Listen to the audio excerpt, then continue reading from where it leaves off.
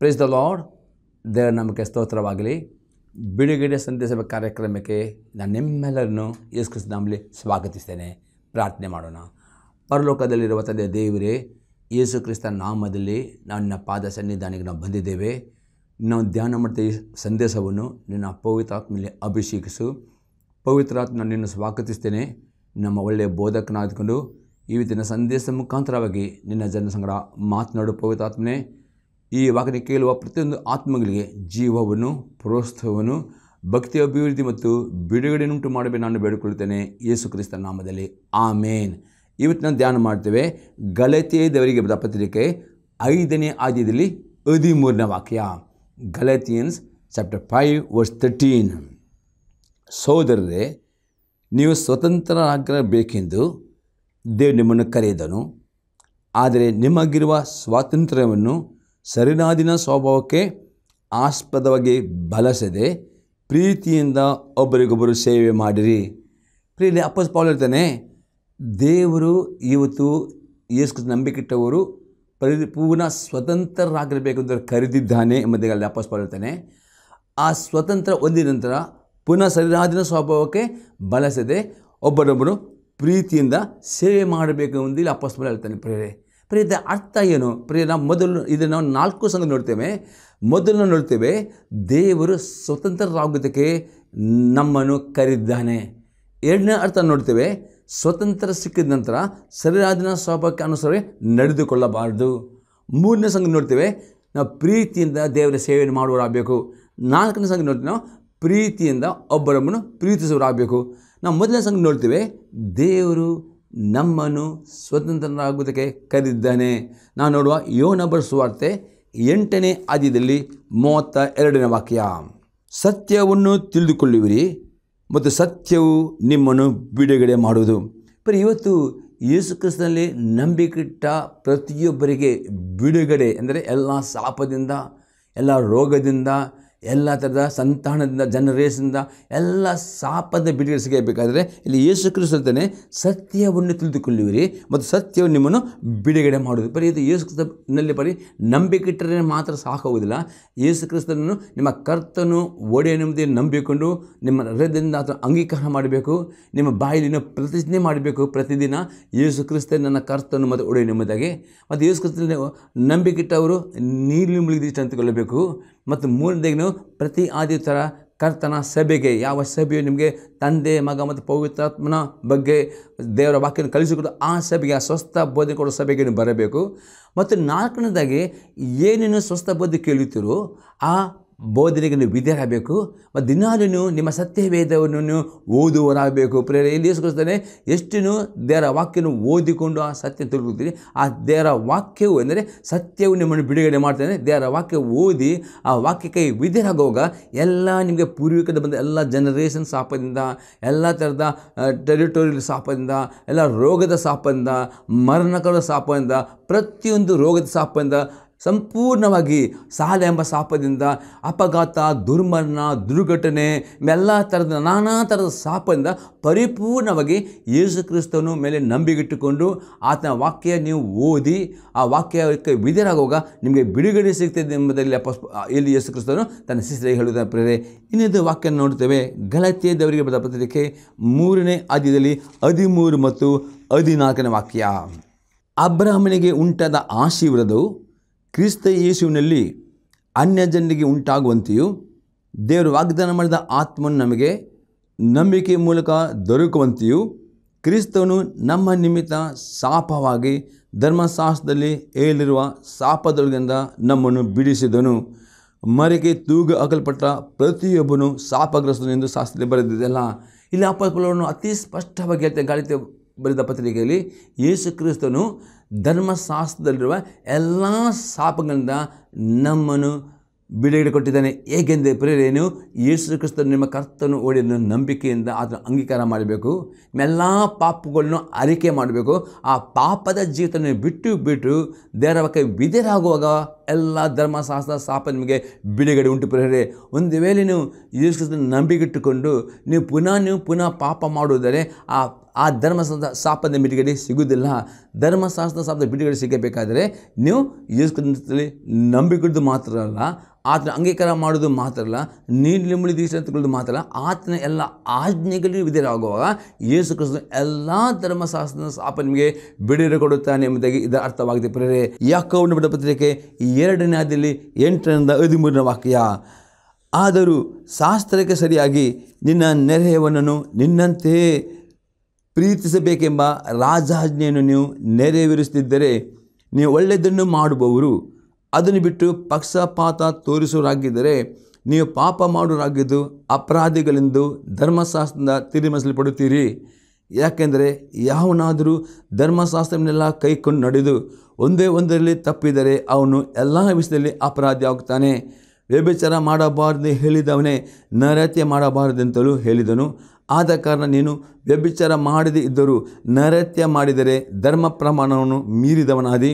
ನೀವು ಬಿಡುಗಡೆಯುಂಟು ಮಾಡುವ ಧರ್ಮ ಪ್ರಮಾಣದ ಪ್ರಕಾರ ತೀರ್ಮಾನವನ್ನು ಹೊಂದತಕ್ಕವರೆಂದು ನಡೆಯಿರಿ.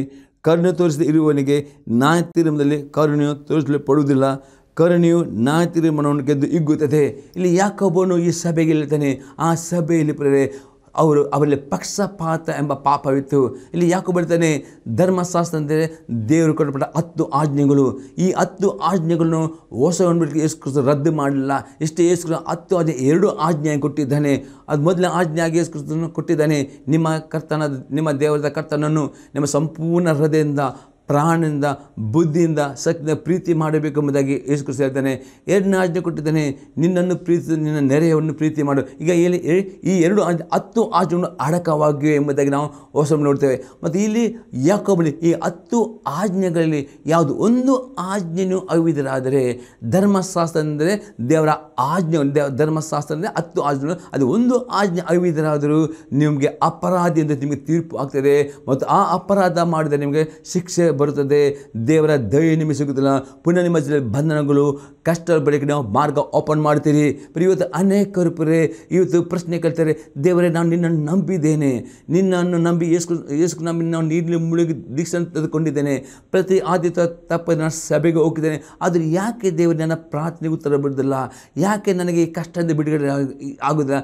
ಯಾಕೆ ನನ್ನ ರೋಗ ಗುಣವಾಗುವುದಿಲ್ಲ? ಯಾಕೆ ನನ್ನ ಸಾಲದಿಂದ ಇದು ಅನೇಕರು ಈ ರೀತಿಯ ಪ್ರಶ್ನೆ ಕೇಳುತ್ತಿದ್ದಾರೆ. ಪವಿತ್ರಾತ್ಮನ ಹೇಳ್ತಾನೆ, ನಿಮಗೆ ಎಲ್ಲ ಕಷ್ಟದಿಂದ ಶಾಪದ ಬಿಡುಗಡೆ ಒಂದೇ ಕಂಡೀಷನ್, ನೀವು ದೇವರ ಆಜ್ಞೆಗಳು, ಧರ್ಮಶಾಸ್ತ್ರ 10 ಆಜ್ಞೆಗಳಾಗಿವೆ. ಮತ್ತು ಹೊಸ ಒಡಂಬಡಿಕೆಯಲ್ಲಿ 10 ಆಜ್ಞೆಗಳಲ್ಲಿ ಅನೇಕ ಆಜ್ಞೆಗಳು ಯೇಸು ಕೊಟ್ಟಿದ್ದಾನೆ. ಅದಕ್ಕೋಸ್ಕರ ನೀವು ಮತ್ತಾಯನ ಬರೋ ಸುವಾರ್ತೆಯಿಂದ ಪ್ರಕಟಣೆ ಗ್ರಂಥ ನೀವು ಪ್ರತಿ ಆಜ್ಞೆಗಳನ್ನು ಓದುವರಾಗಬೇಕು ಪ್ರಿಯರೇ. ಮತ್ತು ಅದರಲ್ಲಿ ಇರುವ ಪ್ರತಿ ಆಜ್ಞೆಗಳಿಗೆ ನೀವು ವಿಧೇಯರಾಗಿ ನಡೆಯುವುದಾದರೆ ನಿಮ್ಮ ಜೀವಿತ ಎಲ್ಲ ಕಷ್ಟದಿಂದ, ಎಲ್ಲ ಶಾಪದಿಂದ, ಎಲ್ಲ ಸಾಲದಿಂದ, ಎಲ್ಲ ರೋಗದಿಂದ, ನಿಮ್ಮ 4 ತಲೆಮಾರಿನ ಎಲ್ಲ ಪೂರ್ವಿಕರಿಂದ ಎಲ್ಲ ನಿಮಗೆ ಬಿಡುಗಡೆ ಸಿಗ್ತದೆ. ಮತ್ತು ಬಿಡುಗಡೆಯಲ್ಲಿ ಜೀವನ ಮಾಡಬೇಕಾದ್ರೆ ಇಲ್ಲಿ ಯಾಕೋ ಹೇಳ್ತಾನೆ, ದೇವರ ಪ್ರತಿಯೊಂದು ಆಜ್ಞೆಯನ್ನು ಕೈಕೊಂಡು ನಡೆಯಬೇಕು, ಯಾವುದೇ ಆಜ್ಞೆಯೂ ಅವಿಧೇಯರಾಗಬಾರದು. ಇಲ್ಲಿ ನೋಡ್ತೇವೆ, ಈ ಯಾಕೋಬನ ಸಭೆಯಲ್ಲಿ ಪ್ರಿಯರೇ ಅವರೇ ಒಂದು ಪಾಪ ಮಾಡಿದರೆ ಅವರು ಆ ಒಂದು ಬಡ ಸಹೋದರನಿಗರು ಪಕ್ಷಪಾತ ತೋರಿಸಿದ ನಿಮಿತ್ತವಾಗಿ ಇಲ್ಲಿ 13 ವಾಕ್ಯದಲ್ಲಿ ಅವರು ಆ ಸಹೋದರರು ಕರುಣೆ ತೋರಿಸಿದ ನಿಮಿತ್ತವಾಗಿ ಅವರಿಗೆ ನ್ಯಾಯ ತೀರ್ಪಲ್ಲಿ ಕರುಣೆ ಸಿಗಲಿಲ್ಲ. ಒಂದು ಅವರ ಸಹೋದರರ ಕರುಣೆ ತೋರಿಸಿದರೆ ಆ ನ್ಯಾಯ ತೀರ್ಪು ಬರುತ್ತಿಲ್ಲ. ಹಾಗಾದರೆ ಇವತ್ತು ನಿಮ್ಮ ಜೀವಿತದಲ್ಲಿ ಯಾವುದೇ ಶಿಕ್ಷೆ ಬರುವುದಾದರೆ, ಯಾವುದೇ ಕಷ್ಟ ಬರುವುದಾದರೆ ಅದಕ್ಕೆ ದೇವರು ಕಾರಣನಲ್ಲ. ದೇವರು ಎಂದಿಗೂ ಅನ್ಯಾಯ ಎಂದಿಗೂ ಮಾಡುವುದಿಲ್ಲ. ದೇವರು ನ್ಯಾಯವಂತನಾಗಿದ್ದಾನೆ. ಅದಕ್ಕೆ ಇಲ್ಲಿ ಯಾಕೋಬ ಹೇಳ್ತಾನೆ, ದೇವರು ಪ್ರತಿಯೊಬ್ಬರಿಗೆ 10 ಆಜ್ಞೆ ಕೊಟ್ಟಿದ್ದಾನೆ. ಯೇಸು ಕ್ರಿಸ್ತ ಬಂದು ಯಾವ ಧರ್ಮಶಾಸ್ತ್ರ ಕಾಲ ಶುದ್ಧೀಕರಣ ನಿಯಮವನ್ನು, ಬಲಿದಾನ, ಯಜ್ಞ ಅದನ್ನು ರದ್ದು ಮಾಡಿದೇವಿನ ಆಜ್ಞೆಗಳನ್ನು ಯೇಸು ಕ್ರಿಸ್ತನು ರದ್ದು ಮಾಡಲ್ಲ, ಆತನು ನೆರವೇರಿಸಿದ್ದಾನೆ. ಮತ್ತು ಅದಕ್ಕೆ ಇನ್ನೂ ಅನೇಕ ಆಜ್ಞೆಗಳನ್ನು ಎಷ್ಟಾಗಿ ಕೊಟ್ಟಿದ್ದಾನೆ. ನಾವು ಮತ್ತೆ ಬರೆಸುವ ಓದುತ್ತೇವೆ. ಹಾಗಾದರೆ ಈ ಆಜ್ಞೆಗಳನ್ನು ಪೂರ್ಣ ಹೃದಯದಿಂದ ನೀವು ಪ್ರೀತಿ ಮಾಡಿ ಅದಕ್ಕೆ ವಿಧೇಯರಾಗುವುದರೆ ನಿಮಗೆ ಎಲ್ಲ ಶಾಪದಿಂದ ಬಿಡುಗಡೆ ಸಿಗ್ತದೆ ಎಂಬುದಾಗಿ ಇಲ್ಲಿ ಅತಿ ಆಗದೆ ಪ್ರಿಯರೇ, ಈ ದೇವರ ಆತ್ಮನು ಬಯಸುತ್ತಾನೆ ನಿಮಗೆ ಎಲ್ಲ ಶಾಪದಿಂದ, ಸಾಲ ಎಂಬ ಶಾಪದಿಂದ, ರೋಗ ಎಂಬ ಶಾಪದಿಂದ, ಬಡತನ ಎಂಬ ಶಾಪದಿಂದ, ಕೊರತೆ ಎಂಬ ಶಾಪದಿಂದ, ನಿರಾಶೆ, ಎಲ್ಲ ಶಾಪ ನಿಮಗೆ ಬಿಡುಗಡೆ ಉಂಟು. ಅದು ಒಂದು ಕಂಡೀಷನ್ ಪ್ರಿಯರೇ, ಯೇಸು ಕ್ರಿಸ್ತ ಬಳಿ ನಂಬಿಕೆ ಇಟ್ಟರೆ ಸಾಕುವುದಿಲ್ಲ, ನಂಬಿಕೆ ಇಡಬೇಕು, ಯೇಸು ಕ್ರಿಸ್ತನ ತಗೊಂಡು ಅಂಗೀಕಾರ ಮಾಡಬೇಕು, ನೀರಲ್ಲಿ ಮುಳುಗಿದ ತೆಗೆದುಕೊಳ್ಳಬೇಕು. ಸ್ವಸ್ಥ ಬೋಧನೆ ಸಭೆಗೆ ನೀವು ಹೋಗುವವರಾಗಬೇಕು. ಆ ಸಭೆ ನಂಬಿಕಸ್ಥರಾಗಬೇಕು. ಆ ಸಭೆಯಲ್ಲಿ ಕೆಲವು ಸ್ವಸ್ಥ ಬೋಧನೆ ಕೇಳಿ ಅದಕ್ಕೆ ವಿಧೇಯರಾಗಬೇಕು. ಈ ಟಿ ವಿ ಮಧ್ಯೆ ಕೇಳುವ ಸಂದೇಶವನ್ನು ಲಕ್ಷ ಕೇಳಿ ವಿಧೇಯರಾಗಬೇಕು. ವಿಧೇಯರಾಗಿ ನಡೆಯುವಾಗ 100% ನಿಮ್ಮ ಜೀವಿತದಲ್ಲಿ ಪ್ರತಿನಿತ್ಯವೂ ಆಶೀರ್ವಾದವು ಶುಭವು ಕೃಪೆ ನಿಮಗೆ ಬರ್ತದೆ. ದೇವರು ನಿಮಗೆ ಕರುಣೆ ತೋರಿಸ್ತಾನೆ.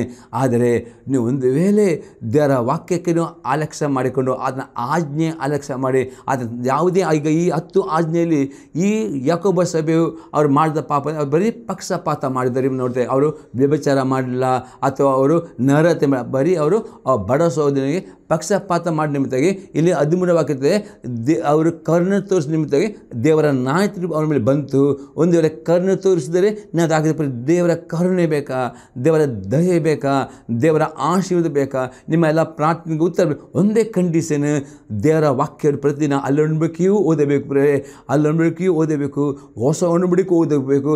ಓದುವಾಗ ಹುಡುಕಿಕೊಂಡು ಓದಿರಿ, ಅದರಲ್ಲಿರುವ ಆಜ್ಞೆಗಳು ಗಮನಿಸಿರಿ ಮತ್ತು ಪ್ರತಿಯೊಂದು ಆಜ್ಞೆಗೆ ವಿಧೇಯರಾಗಿರಿ. ಆಗ ನಿಮ್ಮ ಜೊತೆಲಿ ಪರಿಪೂರ್ಣ ಬಿಡುಗಡೆ ಬರ್ತದೆ ಎಂಬುದೇ ಇಲ್ಲಿ ದೇವರ ವಾಕ್ಯವು ಹೇಳ್ತದೆ. ಬರೇ 2ನೇ ಸಂಘ ನೋಡ್ತೇವೆ, ಬಿಡುಗಡೆ ಸಿಕ್ಕಿದ ನಂತರ ನೀವು ಸರಿಯಾದ ಸ್ವಭಾವಕ್ಕೆ ಅನುಸಾರವಾಗಿ ನಡೆಯಬಾರದು.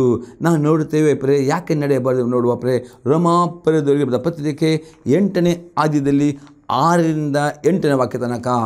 ಶರೀರ ಭಾವಗಳ ಮೇಲೆ ಮನಸ್ಸಿಡುವುದು ಮರಣ, ಪವಿತ್ರಾತ್ಮಗಳ ಮೇಲೆ ಮನಸ್ಸಿಡುವುದು ಜೀವವು ಮನಃಶಾಂತಿಯೂ ಆಗಿದೆ. ಇಲ್ಲಿ ಅಪೊಸ್ತಲನು ಹೇಳ್ತಾನೆ, ಶರೀರ ಭಾವಗಳ ಮೇಲೆ ಯಾರು ಮನಸ್ಸಿಡುತ್ತಾರೋ ಅವರಿಗೆ ಮರಣ.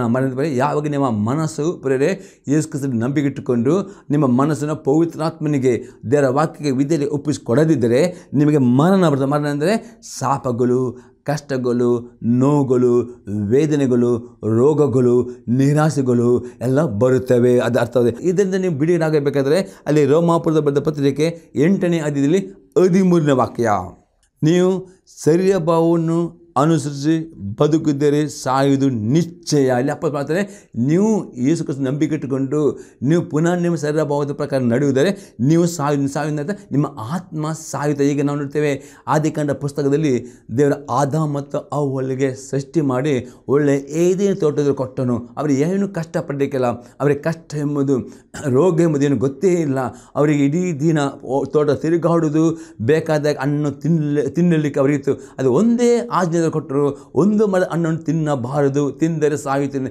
ಅದೇ ಹಣ್ಣನವರು ಆ ಒಂದು ಸೈತನ ಮಾತಿಗೆ ಒಳಪಟ್ಟು ಅವಳು ತಿಂದಳು. ಆದಾಮ ತಿಂದ ನಿಮಿತ್ತ ಏನಾಯಿತು, ಅವರಿಗೆ ಮರಣ ಬಂದರೆ ಅವರು ಕೂಡಲೇ ಶರೀರಕ್ಕೆ ಸಾಯಿಲ್ಲ, ಅದು ಕೂಡಲೇ ನರಕ ಆತ್ಮದಲ್ಲಿ ಅವರು ದೇವರ ಪ್ರಸನ್ನತೆಯನ್ನು ಕಳೆದುಕೊಂಡರು. ದೇವರ ಮಹಿಮೆ ಅವರಿಂದ ಬಿಟ್ಟು ಹೋಯಿತು. ಮತ್ತು ಅದರ ಮತ್ತು ಅವರಿಗೆ ಕಷ್ಟಗಳು, ರೋಗಗಳು, ಶಾಪಗಳು, ಚಿಂತೆಗಳು ಬರಲಿ. ಅದೇ ರೀತಿಯ ಮರಣ ಬರ್ತದೆ ನೀವು ಶರೀರ ಭಾವ ಪ್ರಕಾರ ನಡೆಯುವುದಾದರೆ. ಆದರೆ ಅಪೊಸ್ತಲನೇ, ನೀವು ಪವಿತ್ರಾತ್ಮನಿಂದ ದೇಹದ ದುರಾಭ್ಯಾಸಗಳನ್ನು ನಾಶ ಮಾಡುವುದರಲ್ಲಿ ಜೀವಿಸುವಿರಿ. ಹಾಗಾದರೆ ನಿಮ್ಮ ಆತ್ಮದಲ್ಲಿ ಜೀವ ಬೇಕಾ? ನಿತ್ಯ ಜೀವವನ್ನು ಅನುಭವ ಮಾಡಬೇಕು. ಪ್ರತಿದಿನ ನಿಮ್ಮ ಸಂತೋಷ ಸಮಾಧಾನ ಬೇಕಾ? ಆರೋಗ್ಯ ಬೇಕಾ? ಸಮೃದ್ಧಿ ಆಶೀರ್ವಾದ ಬೇಕಾ? ಇಲ್ಲಿ ಅಪೊಸ್ತಲನು ಹೇಳ್ತಾನೆ, ನೀವು ಪವಿತ್ರಾತ್ಮನಿಂದ ಅಂದರೆ ನೀವು ಪ್ರಾರ್ಥನೆ ಮಾಡಬೇಕು. ನೀವು ಎಷ್ಟು ನಾವು ಪ್ರಾರ್ಥನೆ ಮಾಡಿ ಅಷ್ಟು ಪವಿತ್ರಾತ್ಮ ಶಕ್ತಿಯನ್ನು ಹೊಂದುತ್ತೀರಿ. ಆ ಪವಿತ್ರ ಶಕ್ತಿಯಿಂದ ನೀವು ನಿಮ್ಮ ದೇಹದ ದುರಾಭ್ಯಾಸಗಳನ್ನು ದೇವರ ವಾಕ್ಯದ ಮುಖ ನಾಶ ಮಾಡಬೇಕು. ನಿಮ್ಮ ದುರಾಭ್ಯಾಸ ದೇವರ ವಾಕ್ಯದ ಮುಖದ ಹಾಗೆ ಮಾಡಬೇಕು. ಆ ಸ್ವಭಾವವನ್ನು ಬಿಟ್ಟುಕೊಂಡು ದೇವರ ವಾಕ್ಯ ವಿಧಾನ ನೋಡಿದರೆ ನೀವು ಆತ್ಮದಲ್ಲಿ ಜೀವಿಸ್ತೀರಿ. ಆಶೀರ್ವಾದ ನಿಮಗೆ ಸಿಗುತ್ತದೆ, ಬಿಡುಗಡೆ ನಿಮಗೆ ಬರ್ತದೆ, ನಿಮ್ಮ ಪ್ರಾರ್ಥನೆ ಬರುತ್ತದೆ. ಪ್ರಿಯರೇ, ಇನ್ನೊಂದು ಎಕ್ಸಾಂಪಲ್ ನೋಡ್ತೇವೆ. ಗಲಾತ್ಯ ದೇವರಿಗೆ ಬರೆದ ಪತ್ರಿಕೆ 5ನೇ ಅಧ್ಯಾಯದಲ್ಲಿ 19ರಿಂದ 21ನೇ ವಾಕ್ಯ ತನಕ. ಶರೀರಭಾವದ ಕರ್ಮಗಳು ಪ್ರಸಿದ್ಧವಾಗಿವೆ. ಯಾವುದೆಂದರೆ ಜಾರತ್ವ, ಬಂಡುತನ, ನಾಚಿಕೆಗೇಡಿತನ, ವಿಗ್ರಹ ಆರಾಧನೆ, ಮಾಟ, ಹಗೆತನ, ಜಗಳ, ಹೊಟ್ಟೆ ಕಿಚ್ಚು, ಸಿಟ್ಟು, ಕಕ್ಷಭೇದ, ಭಿನ್ನಮತ, ಮತ್ಸರ, ಕುಡಿಕಿತನ, ತುಂದುವತನ ಇಂಥವುಗಳೇ. ಇವುಗಳ ವಿಷಯದಲ್ಲಿ ಇಂಥ ಕಾರ್ಯಗಳನ್ನು ನಡೆಸುವವರು ದೇವರ ರಾಜ್ಯಕ್ಕೆ ಬಾಧ್ಯರಾಗುವುದಿಲ್ಲವೆಂದು ನಾನು ಹಿಂದೆ ಹೇಳಿದಂತೆ ಈಗಲೂ ನಿಮ್ಮನ್ನು ಎಚ್ಚರಿಸ್ತೇನೆ. ಅತಿ ಸ್ಪಷ್ಟ ಗಲಾತ್ಯದ ಸಭೆಯವರು ಯೇಸು ನಂಬಿಕೆಟ್ಟವರು ನೀರು ಮುಡಿದಿಕೊಂಡವರು, ಪವಿತ್ರಾತ್ಮ ಭರಿತರು, ಅನ್ಯ ಭಾಷೆಯಲ್ಲಿ ಪ್ರಾರ್ಥನೆ ಮಾಡುವವರು, ಎಲ್ಲ ವರಗಳನ್ನು ತುಂಬಲ್ಪಟ್ಟರು. ಆದರೆ ಅವರು ಪವಿತ್ರಾತ್ಮನ ಪ್ರಕಾರ ನಡೆಯದೆ ಅವರು ತಮ್ಮ ಶರೀರಾಧೀನ ಸ್ವಭಾವ ಪ್ರಕಾರ ನಡೆದ ನಿಮಿತ್ತವಾಗಿ ಇಂಥ ಕಾರ್ಯ ಮಾಡೋ ಪರಲೋಕದ ಹೋಗುವುದೇ ಇಲ್ಲ. ಪ್ರಿಯವತ್ತು ಯೇಸು ನಂಬಿಕೆ ಇಡಬಹುದು, ನೀರು ಮುಳುಗಿ ಅಂತಕೊಳ್ಳಬಹುದು, ಪವಿತ್ರ ಭರಿತರಾಗಬಹುದು, ಅನ್ಯ ಭಾಷೆ ಮಾತನಾಡಬಹುದು, ದೇವರ ಆತ್ಮ ವರಗಳು. ಆದರೆ ನೀವು ಶರೀರಾಧೀನ ಸ್ವಭಾವ ಪ್ರಕಾರ ನಡೆಯುವುದಾದರೆ ಈ ಶರೀರ ಭಾವದ ಗುಣ ತೋರ್ಬೋದು. ಇಂಥ ಸ್ವಭಾವಗಳು ನಿಮ್ಮಲ್ಲಿದ್ದರೆ ನೀವು ಪರಲೋಕಕ್ಕೆ ಹೋಗ್ಲಿಕ್ಕೆ ಆಗುವುದಿಲ್ಲ, ಪರಲೋಕದ ಆಶೀರ್ವಾದ ಸಮಾಧಾನ ಸ್ವಂತ ಹೊಂದಲಿಕ್ಕೆ ಆಗುವುದಿಲ್ಲ ಎಂದು ಅಪೊಸ್ತಲನು ಹೇಳ್ತಾನೆ. ಹಾಗಾದರೆ ಪ್ರಿಯರೇ, ನಿಮಗೆ ಬಿಡುಗಡೆ ಬೇಕಾ? ದೇವರ ಆತ್ಮ ಅಭಿಷೇಕ ಬೇಕಾ? ಇಲ್ಲಿ ನಾವು 22ರಿಂದ 24 ವಾಕ್ಯ ಪ್ರಕಾರ ನಾವು ನೋಡ್ತೇವೆ.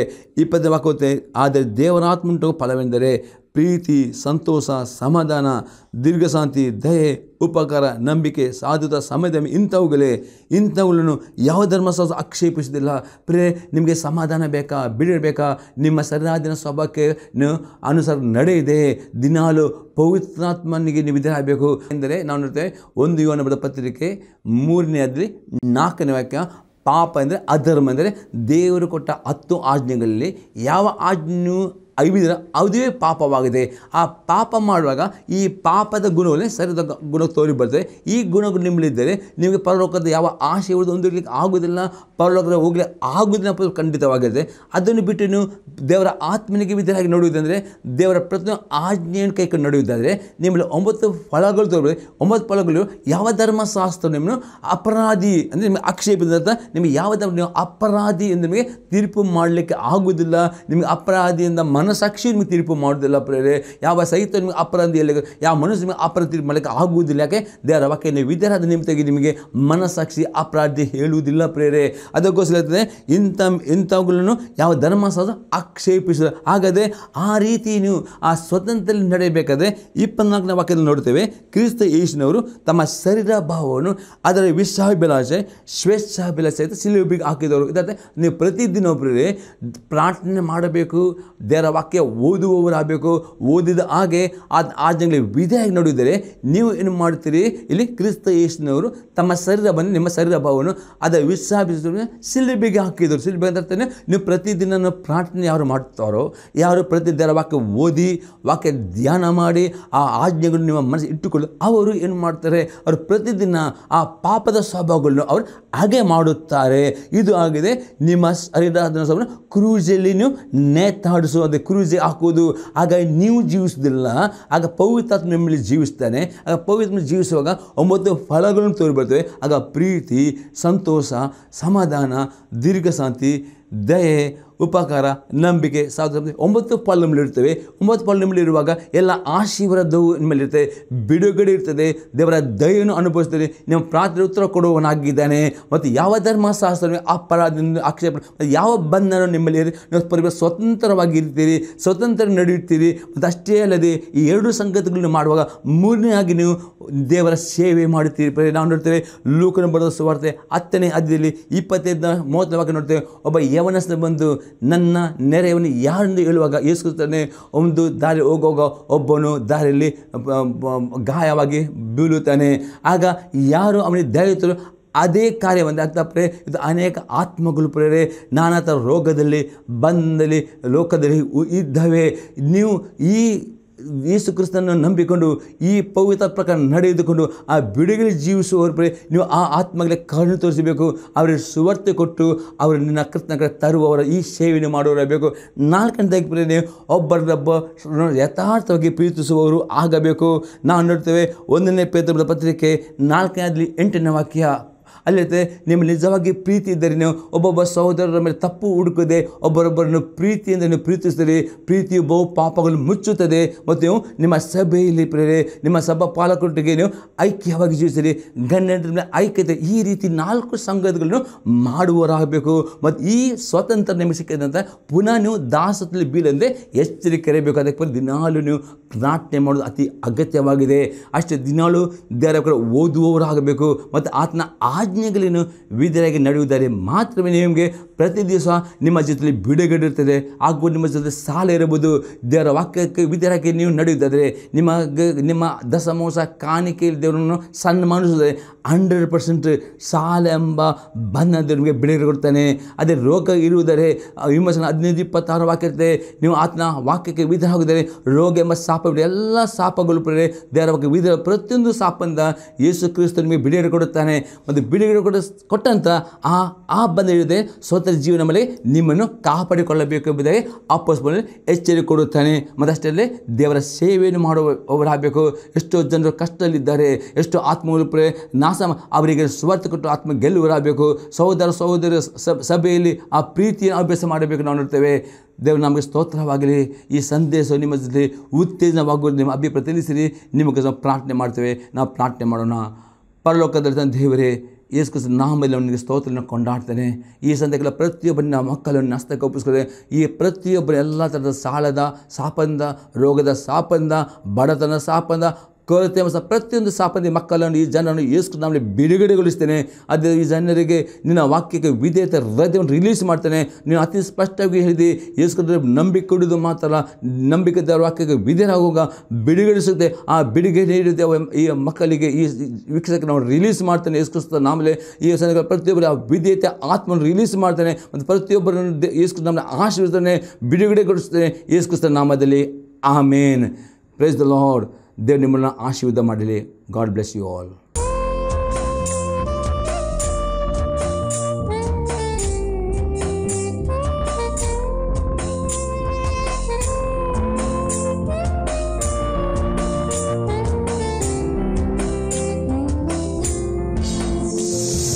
ಮಹಿಮೆಯ ಕರ್ತನಿಗೆ ಜಯ ಜಯ ಜಯವೆನ್ನಿರಿ, ವೀರ ದೇವನಿಗೆ ನಿತ್ಯ ಸ್ತುತಿ.